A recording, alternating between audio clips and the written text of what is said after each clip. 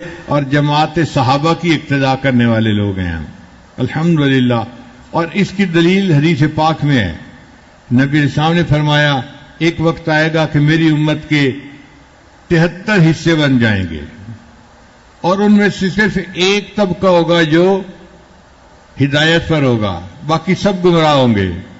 تو صحابی نے پوچھا اے اللہ کے حبیب صلی اللہ علیہ وسلم، وہ جو ایک طبقہ ہدایت پر ہوگا وہ کون ہوں گے؟ نبی علیہ السلام نے فرمایا ما انا علیہ و اصحابی، جس طریقے پر میں ہوں اور میرے صحابہ ہیں، جو ان پر چلنے والے ہوں گے وہ حق پہ ہوں گے، باقی گمراہ لوگ ہوں گے. اب ہم جو اپنے آپ کو کہتے ہیں کہ ہم اہل سنت والجماعت ہیں، تو ما انا علیہ یہ اہل سنت ہو گئے، وہ اصحابی اور یہ جماعت ہو گئے. تو ما انا علیہ و اصحابی کا مصداق ہم اہل سنت والجماعت ہیں الحمدللہ ثم الحمدللہ. پھر اس کے بعد 3 آیات میں اللہ تعالیٰ نے مسلمانوں کی آپس میں جو محبت ہے، اخوت ہے، اس کو کھولا ہے. چنانچہ فرمایا انما المؤمنون اخوۃ، مسلمان آپس میں بھائی بھائی ہیں. ایک رشتہ ہوتا ہے خونی، ایک باپ کے 2 بیٹے بھائی کہلاتے ہیں، اور ایک رشتہ ہوتا ہے دین کا.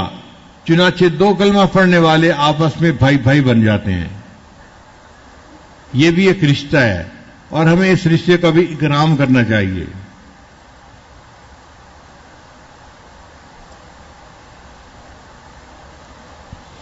اب ہمارے گھروں کے اندر امن کیسے رہے؟ کیونکہ مومن جو ہے نا وہ امن والا ہوتا ہے. مومن کا لفظ جو ہے نا اس کا مطلب ہوتا ہے امن والا. اس سے سب کو امن ہوتی ہے. وہ کسی کا نقصان نہیں کرتا، نہ کسی کی جان کا، نہ کسی کی مال کا، نہ کسی کی عزت آبرو کا. وہ ایسا بندہ ہوتا ہے، اس لیے اس کو مومن کہا جاتا ہے.